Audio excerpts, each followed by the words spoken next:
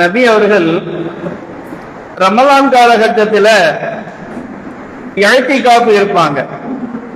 அப்படி இஅ்திகாஃப் இருக்கும்போது ஒரு நாள் ஆயிஷா ரலியல்லாஹு அன்ஹா அவர்கள் நபி அவர்களிடத்துல கேட்டாங்க, யா ரசூலல்லாஹ், இன்னி உரீது அன் அஅ்தகிஃப இன்தக ஃபி ஹாதா ஷஹ்ரி, இந்த மாதத்துல உங்களோடு நான் இஅ்திகாஃப் இருக்க ஆசைப்படுறேன் என்று சொன்னார்கள். பெண்கள் வீட்டுல தான் இஅ்திகாஃப் இருக்கணும், பள்ளிவாசல் இருக்கக்கூடாது. அப்ப நபிகள் நாயகம் ஸல்லல்லாஹு அலைஹி வஸல்லம் அவரிடத்துல ஆயிஷா அம்மாவுக்கு ரொம்ப ஆசை, எப்படியாவது நம்ம இஅ்திகாஃப் இருக்கணும்.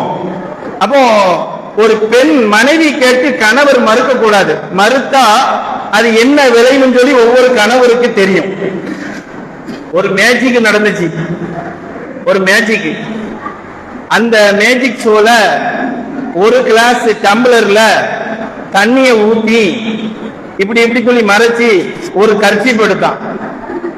கர்ச்சீப் எடுத்துட்டு அந்த மேஜிக் ஷோ செய்யக்கூடியவன் எல்லாத்தையும் பார்த்து கேட்கிறான், இது மாதிரி உங்களால செய்ய முடியுமா?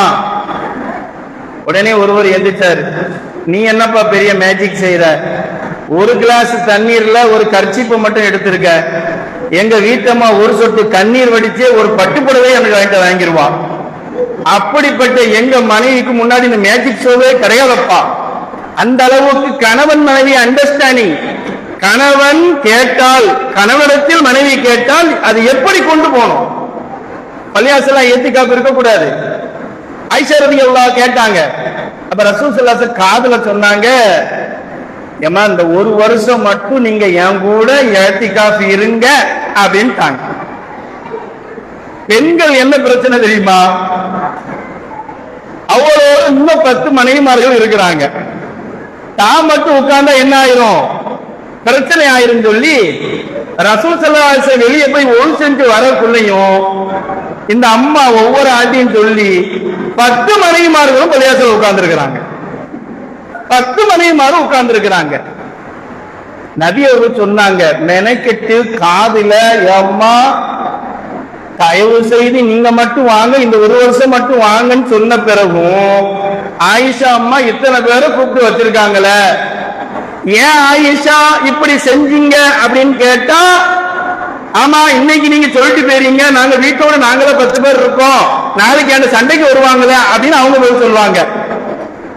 மற்ற மனைவிமார்கள்ட்ட நீங்க ஏன் இஅ்திகாஃப் இருக்க சொன்னீங்க, உங்களை யார் இருக்க சொன்னா அப்படின்னு கேட்டா அவங்க சொல்லுவாங்க, அப்ப நாங்கெல்லாம் மனைவி இல்லையோ, ஆயிஷா அம்மா மட்டும்தான் மனைவியோ, நாங்க இருக்க கூடாதோ அப்படின்னு கேட்பாங்க.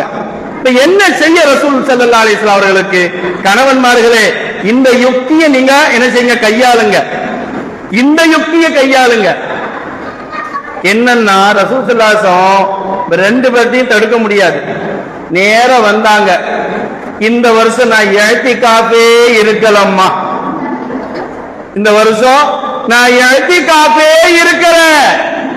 அதே மாதிரிதான் நபிகள் நாயகம் ஸல்லல்லாஹு அலைஹி வஸல்லம் சொன்ன உடனே அந்த ஒரு வருடம் பெண்களுக்கு மத்தியிலே பிரிவினையும் வந்துவிடக் கூடாது, மார்க்க சட்டத்தை புதிதாக பள்ளிவாசலில் வைத்து பெருமானாரே மனைவிமார்களை வைத்து இஅ்திகாஃப் இருந்தாங்க என்ற செய்தி வந்துவிடக் கூடாது என்பதற்காக நபிகள் நாயகம் ஸல்லல்லாஹு அலைஹி வஸல்லம் அவர்கள் குடும்பத்தில் இப்படி ஒரு விஷயத்தை கொண்டு வந்தார்கள் என்று சொன்னா, இது போன்று மனைவிமார்களுக்கு மத்தியில நாம் சின்ன சின்ன பிரச்சனையில் இருக்கும்போது அந்த பிரச்சனையை சுமூகமாக தீர்க்க வேண்டும்.